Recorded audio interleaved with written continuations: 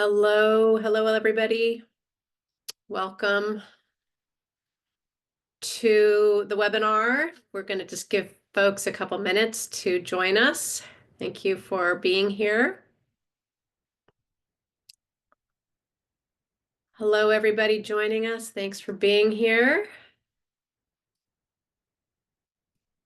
Just give folks a couple more minutes to come on in. Deb, I'm admiring your very colorful background. Thank you.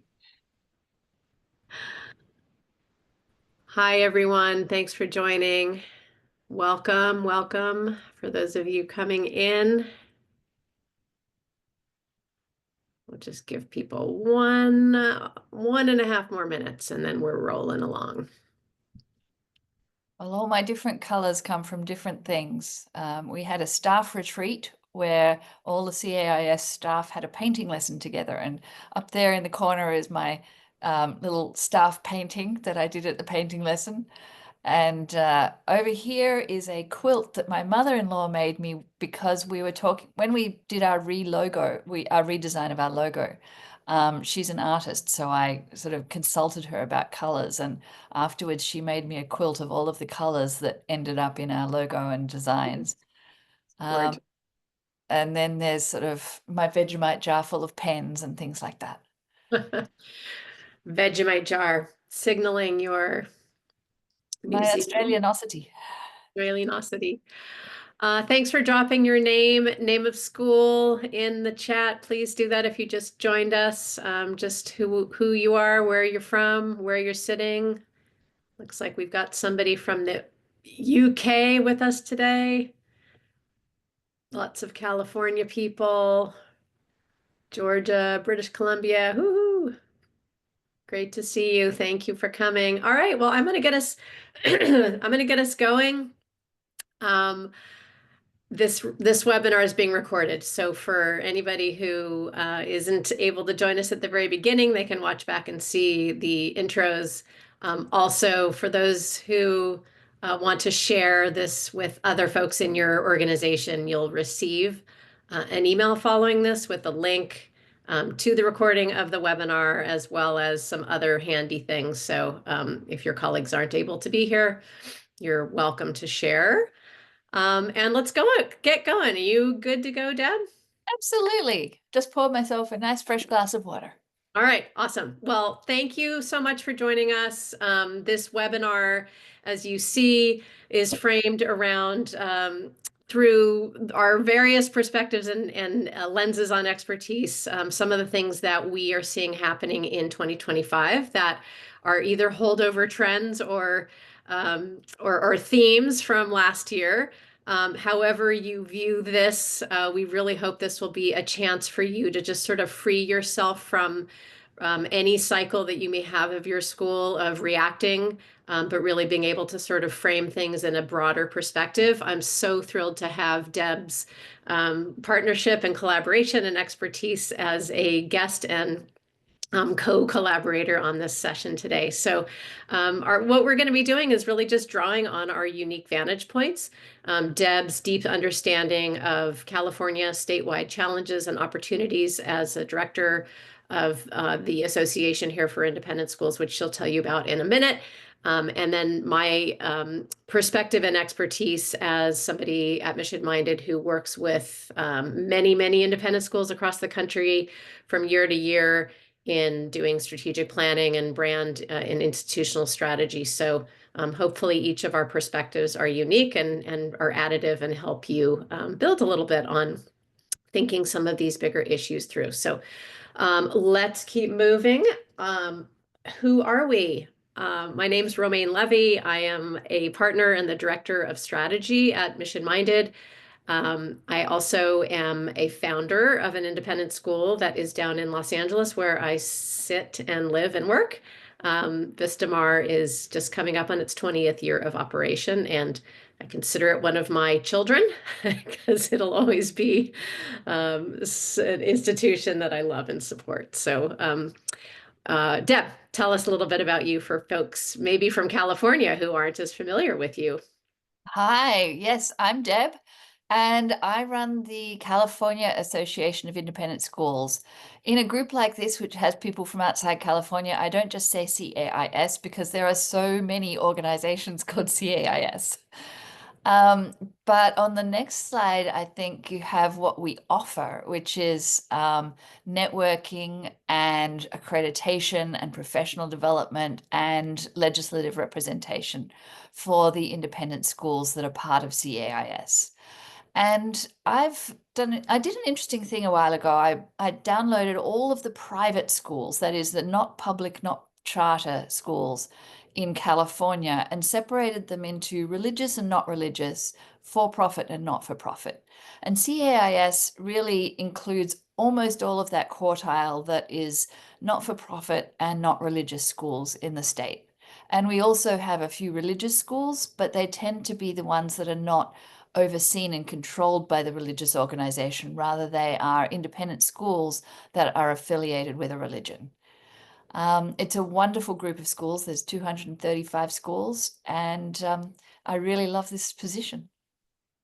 Uh, True story. I became and met Mission Minded at a CAIS conference. I was a trustee, founding trustee for Vista Mar, as I just mentioned, and I was attending CAIS about 14 years ago. Walked into a session that was being hosted by Mission Minded. Some of you may have attended that session. It was the minute message model. And fell in love with what I heard and approached Jenny Winton, who was one of the founding partners. And the next thing we knew, we struck up a great dialogue. And I started doing some projects for Mission Minded and have joined their team 14 years later. Very, very happy to be a part of this organization that supports so many independent schools.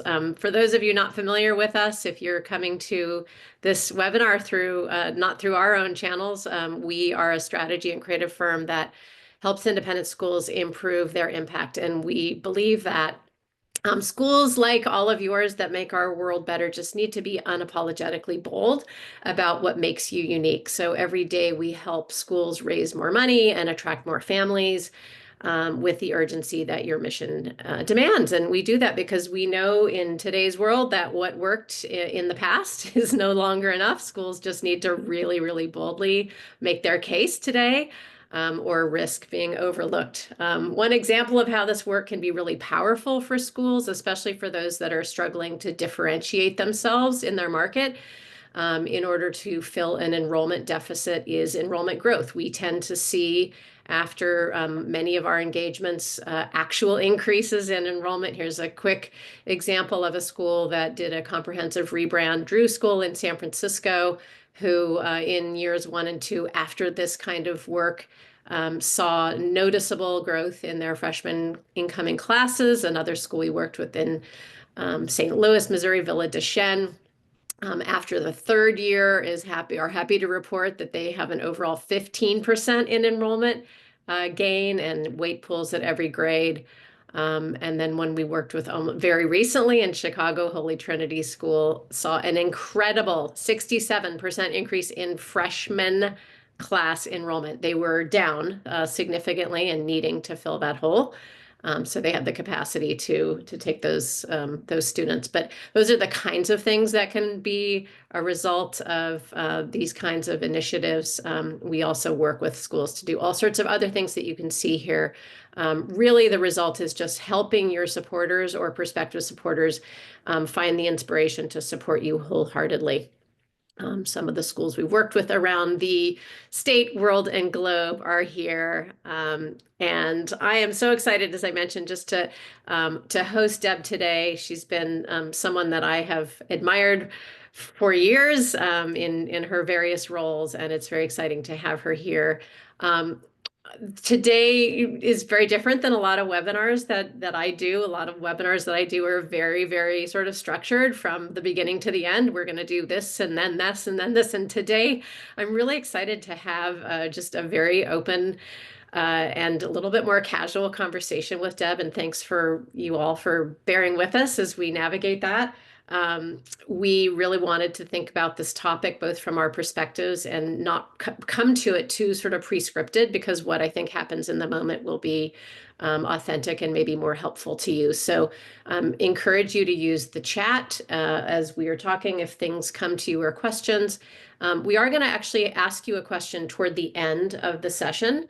So if you want to be thinking about that right now, that question is, what are some challenges that you're facing at your school this year that you don't yet have a system in place to address? So just be noodling on that. If you want to make a note, if it pops into your mind, we'd love to have you kind of weigh in on that in a little bit. All right, so the topic at hand, the big question, what are things that are happening in 2025 that we saw from 2024? In full disclosure, I reached out to Deb a couple months ago and said, oh my gosh, how can this be the right headline? Isn't everything different in 2025 than 2024? And she, in her incredibly calming way, assured me, Romayne, if there's one thing that is a constant, it is change in independent schools. And I think we don't need to change the topic. This is going to be good. So, Deb, big Yeah, well, picture. What came to your mind when we decided this was going to be our theme for the webinar?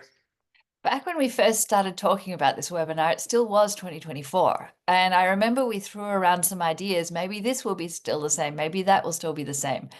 And I do remember that moment you reached out and said, eek, it's 2025. And, Los Angeles is on fire and the inauguration and all of these things that we could not have thought to put in we didn't anticipate would be on the list of things that would stay the same. And certainly there's a whole lot that's different. But what is the same is change. And I realize that's a fundamental contradiction, that change is the constant, that what we have been seeing since before the pandemic, and then it just went off the charts during the pandemic, and it's still continuing, is that our schools are constantly having to adapt to change, to crisis, to all sorts of unpredictable things. There's a lot of conflict out there. So I guess change, conflict, and crisis have become the job. And what I think is the most important takeaway is that these things, change, conflict, and crisis, they're not pulling us away from the job. They are the job, which is something I'm going to keep coming back to during this conversation, because it's so important in terms of how we handle it. And it does seem like a terribly dark and pessimistic thing to say, that our jobs now are to, be constantly handling crisis, conflict, and change. But it's actually a really joyful and wonderful thing to be doing. Mr. Rogers used to say, look for the helpers when things are going bad. We get to be the helpers. We get to be the good and happy bit of helping our schools and our communities navigate through these things. And that's a wonderful job to have. I wanted to, I guess, reflect a little bit in this sort of shines a light on how your role in serving independent schools in California and in guiding in all things governance and accreditation and sort of themes like that. That it's so exactly right that you would land on those three themes. And in my vantage point, and admission minded, where we serve individual schools who tend to be more in we've got a problem, we've got an issue, we've got an initiative. Maybe it's an opportunity. I don't mean to say that people only come to us to fix things. We work with many, many schools that are thriving and doing great, and yet they have a big opportunity before them to dig into something. So for me, the way that I sort of, as I mentioned, sort of initially thought of this was, I do feel like we're hitting a little bit of reset from in 2025. It does feel a little bit more like 2020 to us in that some of the schools that are reaching out to us in this moment are in a mode of either, trying to figure some things out that feel very, very different from before. To your point, change is constant. And in my view, I'm sort of working more on the ground of what some of those changes or those opportunities are. So I'll say something that is maybe thematic that we're seeing is the way that different schools are responding or reacting in the light of some of those changes. Some of them are very well poised to kind of go into fight mode, like this is feeling not good for us, and here's exactly what we're going to do about it. Others are frozen in time, and oh my gosh, there's a lot of waiting and seeing, and what should we do? And freezing. I don't think anybody's fleeing the scene right now, but there's that flight, fight, or freeze paradigm. And I think Um, there's another one. There's also flock. And that's what we're doing right now. We're flocking yeah, together, strength in numbers. I love that. That's right. That's exactly what an opportunity like this is for. So thank you. Great build. Um, yeah, so I think working with individual schools as we do, each relationship sort of starts with an assessment is where is the school? How are they poised to meet this moment? Are they in a crisis mode? Are they in a conflict mode? Are they in just addressing change? Or is the school actually seeing a really great opportunity before them and able to seize it. So great to see how you and I live our lives and work our jobs a little bit differently because of what they are. Um, let's talk though about what some of the changes that you're seeing more specifically in 2025, because if change is a constant, what are the ones that are sort of most often, um, kind of in your ear and coming across your desk? Well, I'm going to stay away from the crisis and the conflict because we'll get to those. Yeah. But AI is a huge one.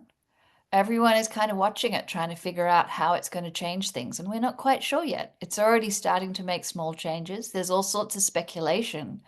And there's a wonderful book about Khan Academy by Sal Khan about a sort of utopian view of how AI could make education accessible to everybody.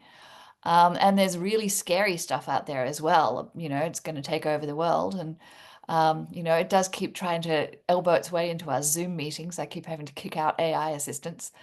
Um, so there's AI. Then there is generational change.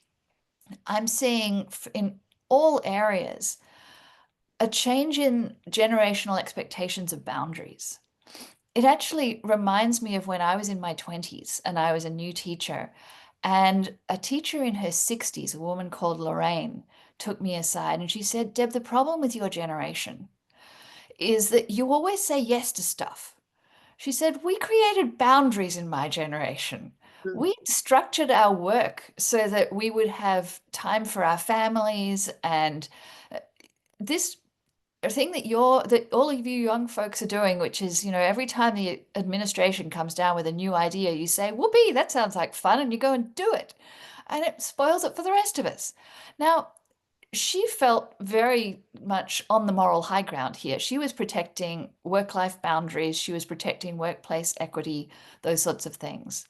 But now that my say yes, let's go for it sort of generation is in the driver's seat, we're being really frustrated by a new generation that's coming up and saying we want more boundaries. And once again, both sides of the argument are feeling that they hold the moral high ground. And we're seeing tensions in terms of job descriptions. All of our job descriptions say other duties as required or as assigned. And that just isn't flying anymore. And in terms of compensation, well, what exactly are you compensating me to do? And if you're asking me to go do that other thing, how much more are you going to pay me for that? And again, it's both sides feel they have the moral high ground, and it's an interesting shift in the way things are happening across the generations. And then there are smaller scale shifts. Like just here at CAIS, we have been seeing over the past year a significant shift in the way people are choosing to engage, whether through webinar or downloads, things like that. And it's not just us, all of our peers in other associations across the country are seeing similar shifts in how people choose to engage sort of this many years out from the pandemic.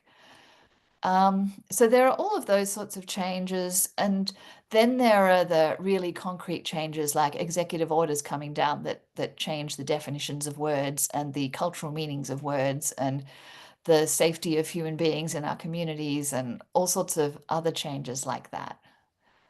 so many changes. But Romayne, what I think connects these changes to what you do is that the way we respond to these changes is through systems and messages, and those systems and messages have to be grounded in our missions. Yeah, I think that is a commonality in terms of how you guide your schools and how we consult with ours. Um, Being able to have that system to turn to in times like these, being able to know what those boundaries need to be, being knowing how to respond to a federal mandate or what to do about AI, whatever the thing is du jour, like having a very, very clear set of values that you can lean into in that moment is so guiding.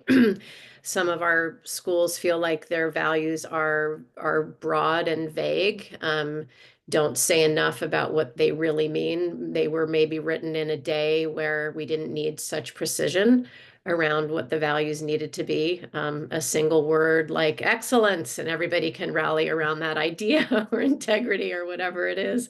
But today, well, what kind of integrity or what kind of excellence and what do we mean by that? So yeah, I actually wanted to ask you a question when you were talking about the generational expectations and boundary Mhm. changing generational expectations, specifically with parents.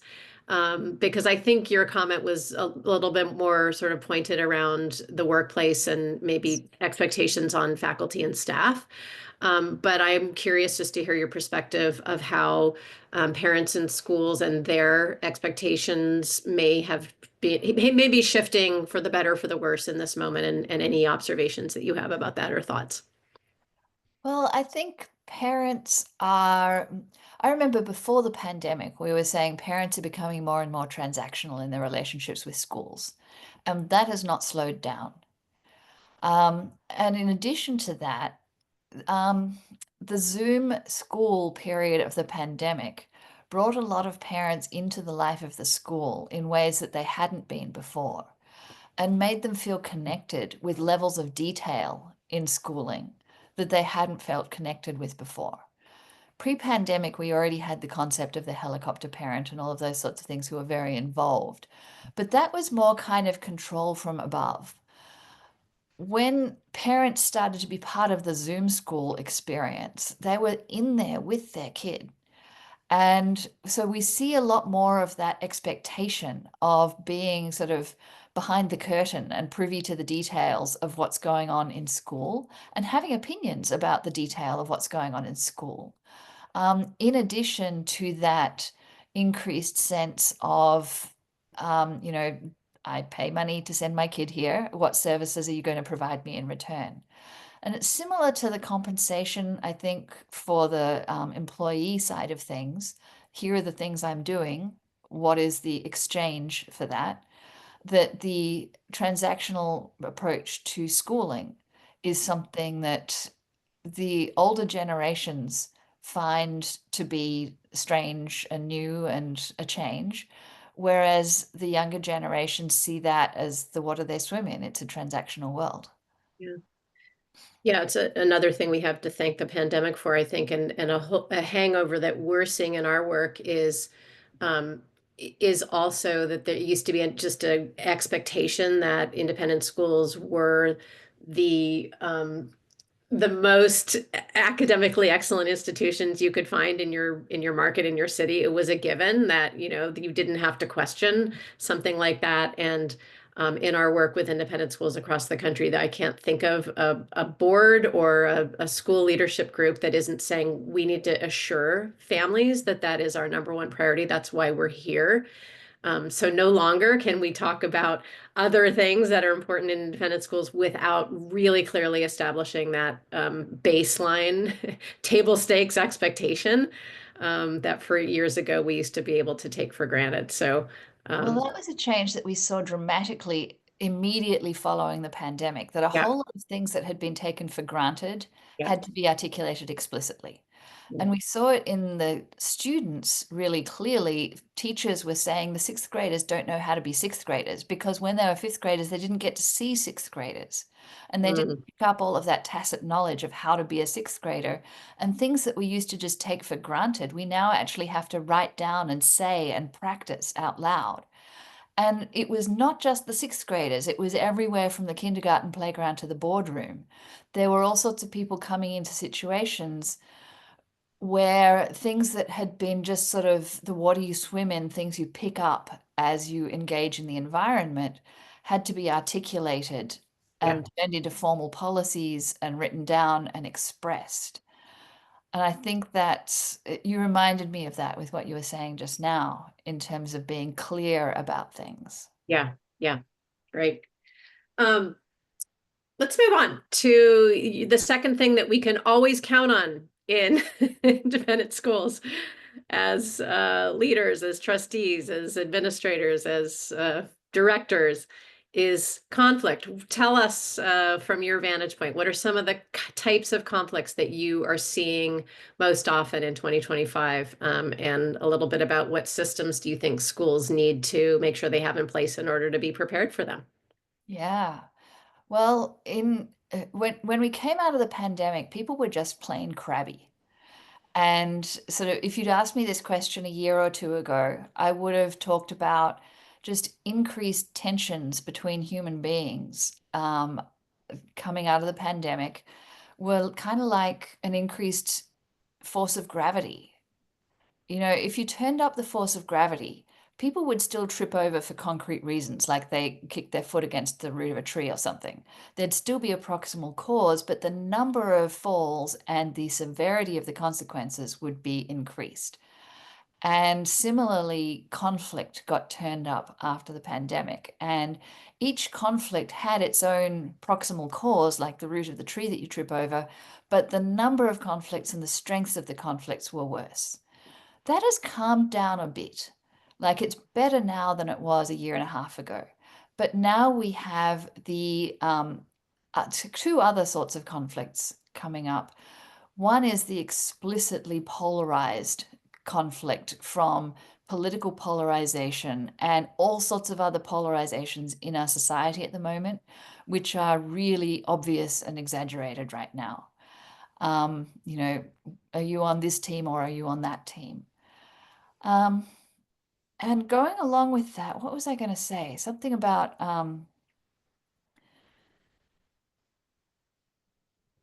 oh, yes, just the stress of all of this stuff going on. You know, new executive orders are coming down. There's all sorts of crises in the news. People are feeling stressed out. You wouldn't believe how many people have said to me that they've had to restrict their news intake for their mental health. There are there's crises battering at our brains constantly. And that means that they just have shorter fuses. We're just more sensitive to one another and more reactive to one another and more easily feeling harm. And so, in addition to the big scale polarization, there's the personal scale sensitivity that comes with being an environment that's constantly battering you with crisis. I was struck at the CAIS, California Association of Independent School Conference, both this year and last year, how this theme was just so prominent, and particularly around heads and being the person who leads a community where that is so prominent. Um, that is in our work with our school clients. Again, school clients come to mission minded because they have a particular thing they either want to address, need to address, or have an opportunity to address, and we're kind of in those types of situations with those schools. When you described a community, a school community where the community feels divided over something that's going on in the world, October 7th being one point of conflict, our American political situation being another. a lot of times our work is to help culture build and developing culture and bringing people together in culture and landing on those value systems that they can all look at and so, you know, we do belong together. We are all on the same team at the end of the day. And that we can coexist together, but with clear set of articulated values that really help people see what those commonalities are. That said, those values can also be really helpful for school leaders in recognizing when there isn't a good fit in the school community.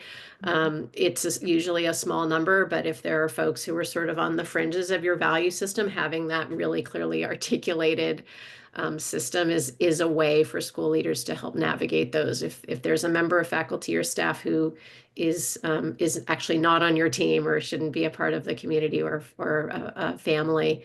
I think and I guess another thing I wanted to add is just that starts at a board level, and we work with a lot of boards where even that group isn't all in harmony and having consensus around some of those things. So all of the stressors that you mentioned, all of the polarization, it has to start at that level. And I'm just curious about your perspective on how how to get aboard there, and is it possible to do that in short term, or is it is that one of the biggest conflicts a school can deal with? I think the key message for the board is that managing change, conflict, and crisis is the job. It's not the distraction from the job. It's not an indicator that the things are going badly. It's the job. And that means having values-based and mission-based systems and structures in place.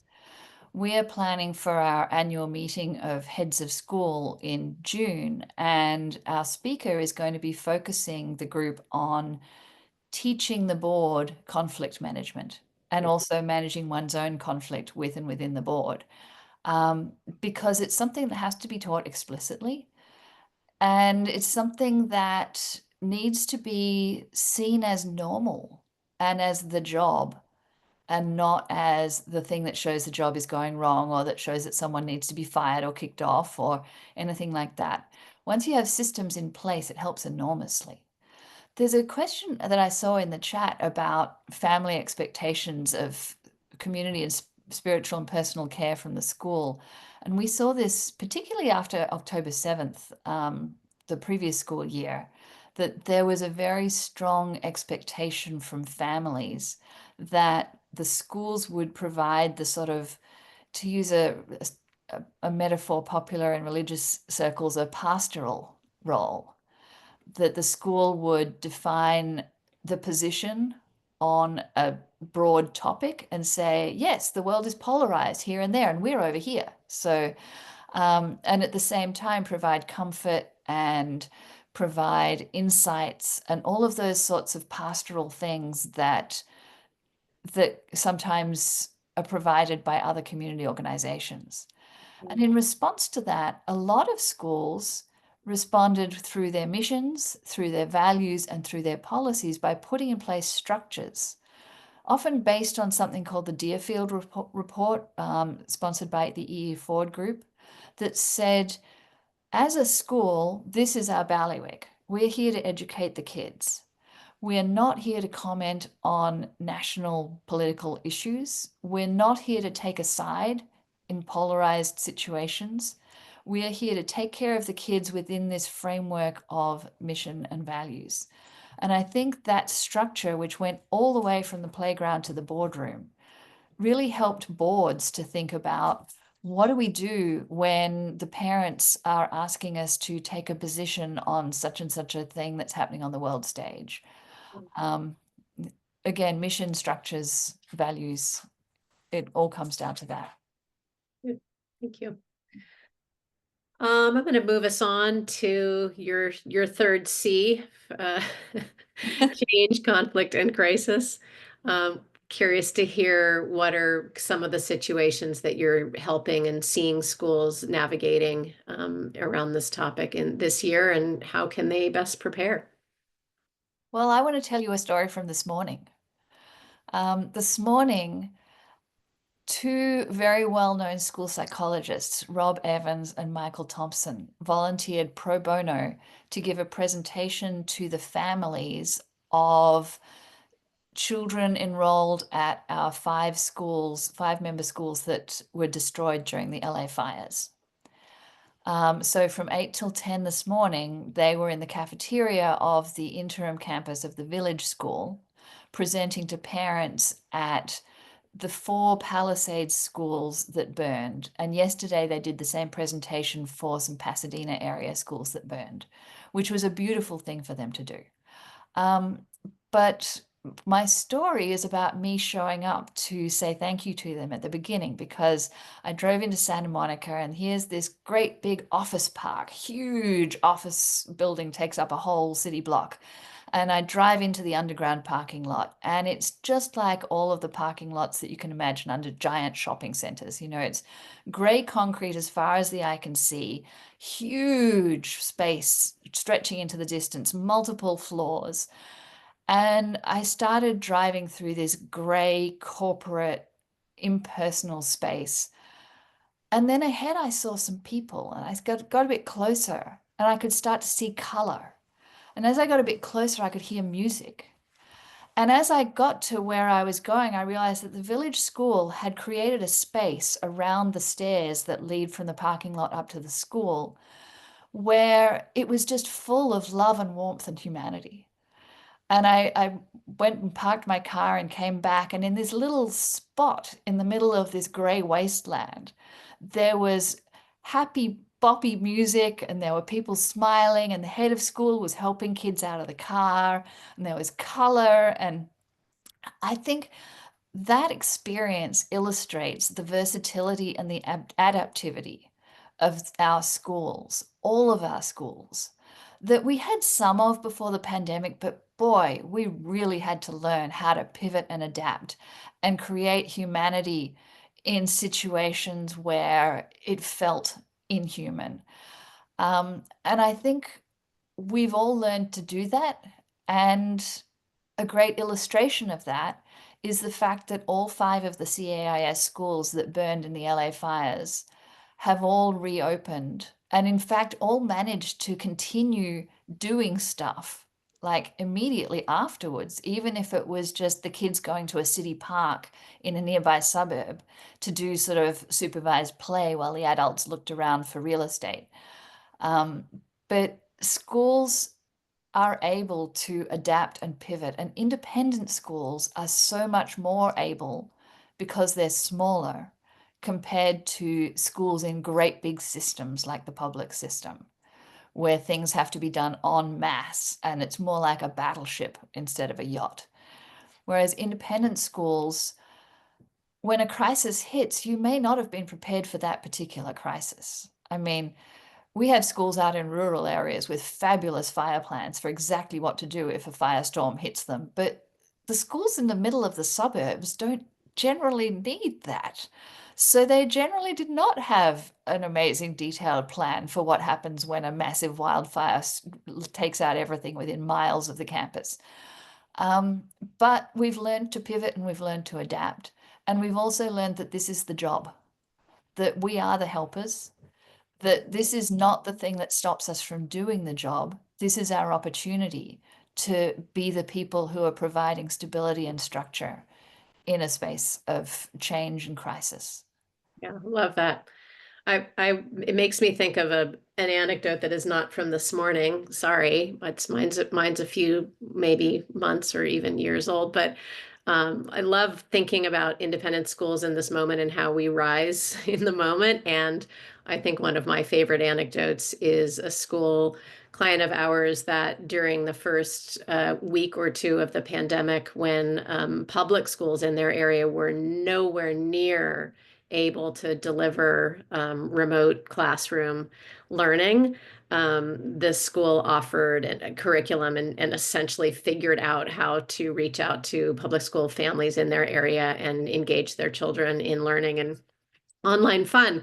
And it's the same idea. Like for that school, it was looking beyond just their immediate community and how could they help others in their community that needed.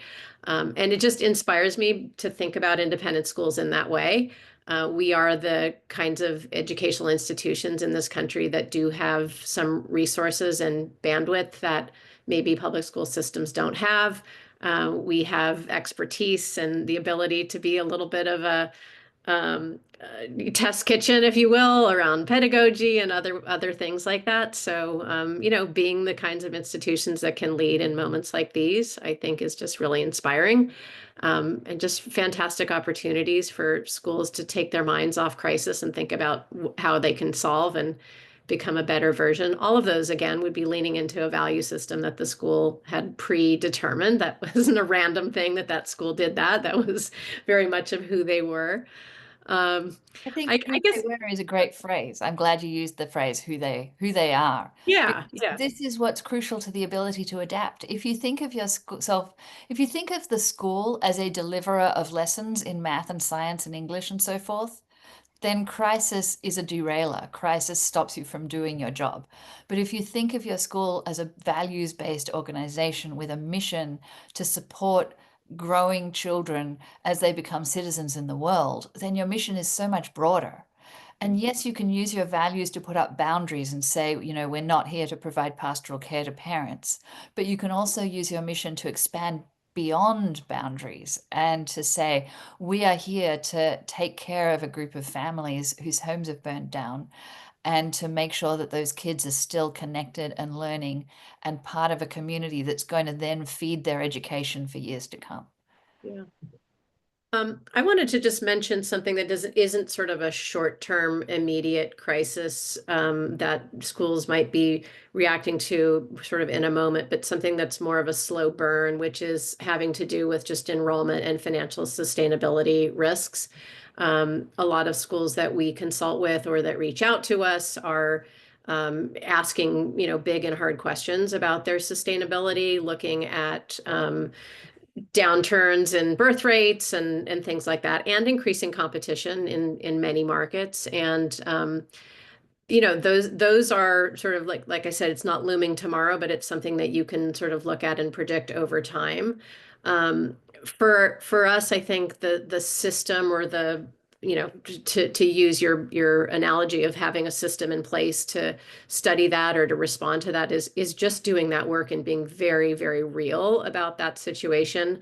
We're doing more work, I will say, this year and probably last year than ever, helping schools really, really study the demographics and the trends that are happening in their markets, to truly assess what's their ability to pick up enrollment or to maintain enrollment, or even in some cases to lose enrollment. Our expertise around that has really increased in the past 2 years because of that demand and because that's the reality of what I think is on schools' minds. So again, not something for sort of a tomorrow crisis, but really in your roles as school leaders and trustees to be asking those hard questions and then being willing to uh, sort of react and address them if the answers that you see aren't what you're hoping. What are you going to do about that if you learn that 5 years from now there is a very, very real situation in which your school will be smaller than it is today, and 5 years after that, again, that repeats. So those are things I think we can't continue to ignore and scratch our head about. All the while, cost of education going up and sizes of schools, yeah, ever so much, inching smaller. Um, those are looming in our engagements, particularly strategic planning engagements. And we love doing that work with our clients and wrestling with those hard questions. Does that bring to mind anything for you, Deb? I, by the way, saw a question in here about fundraising trends, and I want to get to that, Heather. So thanks for that. But anything that you want to add or build on having to do with enrollment, financial sustainability in the category of crisis, long-term or longer-term crisis? I think it comes down to the relationship between change and crisis, because Mhm. change doesn't have to be crisis. And if you don't see all change as crisis, then you can look more clearly at the change and figure out how to adapt to it. In terms of enrollment, there are some areas where CAIS schools are seeing enrollment going up and somewhere it's going down, and somewhere it's dramatic and somewhere it's completely non-dramatic. Um, and the variability is life. It's the reality, it's the wider world. And the schools that struggle the most are those who, when their demographic pool of candidates is dropping, see this as a crisis which leads to fear and, fight or flight and all of those sorts of things, as opposed to schools that say, that's interesting. How are we going to adapt? Maybe we need to resize. What if we merged with that school over there? I'm actually developing a resource which is still in draft form, but email me if you want to see the draft. A resource for schools that are seeing dramatic demographic shifts, which may need to resize, may need to merge with another school, or may even need to close, to help them to navigate that and look at it with clear eyes, to make data-based decisions as opposed to fear-based decisions or even just hope-based decisions. Because some of the worst scenarios are when you just keep telling yourself everything's going to be fine, everything's going to be fine. But clear-eyed hope and optimistic oriented but realistic decisions based on data about resizing, closing, merging schools, because it's just change. It doesn't have to be a crisis. Yeah. Change is normal and change is okay. And change is what human beings do. Perhaps, I guess my point is if ignored too long, that change feels more eminent and can be more critical. It can Uh, turn into a it crisis. can Yeah. turn into a crisis. Yeah. So thinking about that, studying that early, studying it now, and not putting, that kind of work and analysis off for another 5 years and kicking that can down the road because you just don't want to deal with it or just don't have the bandwidth. Hmm. They're important questions to be asking. Yeah. I really want to make room for anybody who has questions of Deb or of me in this couple of, well, we've got about 10 minutes remaining. And also wanted to remind you of a question that we would love if any of you want to answer. You can do so in the chat or in the Q&A. I think the chat is better for everyone to see your answer, though. What challenge might your school be facing in 2025 that you don't yet have systems in place to deal with, to address, to respond to? If anyone wants to share about that. I saw Lisa wrote a question in here asking if anyone else is experiencing something that they're seeing at their school around students entering a school a little bit later. So maybe not being with the school the whole time, but entering sort of middle school for a school that it has elementary school grades. And, that being a culture shock or a change of culture for families to join a community that they haven't been a part of for their early years, and how some schools might be dealing with things where parents aren't sort of bought into those cultures or to those value systems. If anyone's experiencing anything like that and you want to comment on it, Lisa, I think that's Lisa from Sinai Akiba, is asking. And all right, what else? Are we seeing any questions in here? Deb, you have your eye on the chat, I hope. Yeah, when I looked at at Lisa's question about the enculturation, that just seems like a real mission-minded question, which is it's about communicating expectations really Yeah. clearly before they join and when they join and as they are joining. It's that whole thing about tacit understandings that people had before, which now need to be made explicit. And it feels wrong to say it out loud. But you have to now. You have to say out loud the things that used to be taken for granted, including we expect people to behave in this way.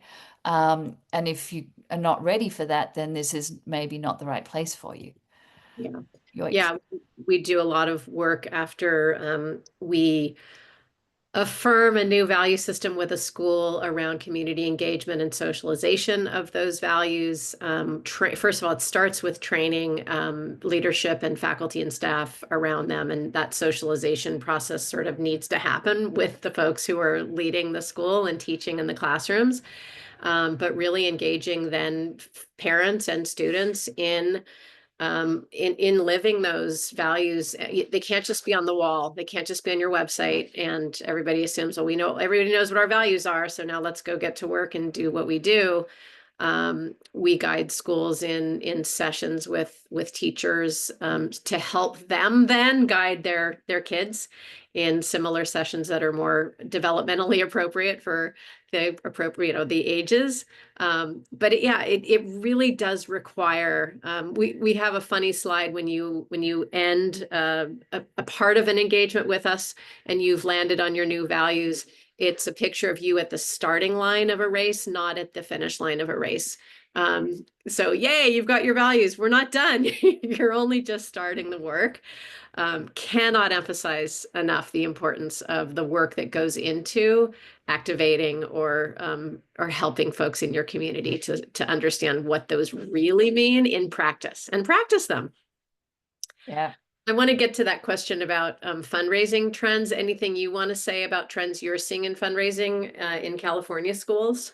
Fundraising is not my area of expertise, but there's an organization that's recently formed called AXIS, AEXIS, which is an association for development directors in CAIS type schools. So that's a great place to look for trends and expertise. Yeah, our founding partner Jenny Winton just did a keynote at a session of theirs up in the Bay Area recently. That's a great organization. I think something I will just say that we are seeing now. I mean, this is, I guess a little bit anecdotal because I'm not sure if your question is about trends we're seeing in fundraising in just the past couple of months versus something that's more global. But in this moment, in 2025, whether it's independent schools or nonprofits across the country that we work with, there is a little bit of a overwhelm on the part of donors today. I shouldn't say a little bit. Let's be honest. Look at your email right now. How many emails did you receive in your personal email inbox this morning between now and, this morning when you woke up? Probably 70 to 80. How many of those are news stories or, something that you ordered online, but how many of those are organizations that you support that are trying to get your attention right now? There's a lot going on, and there's organizations that desperately need their donor support today more than ever, with the threat of federal funding potentially going away. So there is a sense of overwhelm on the part of donors, whether you're experiencing what I just said, or something different, that organizations are really having to think about. How do we cut through? What is our minimum viable ask of somebody in this moment?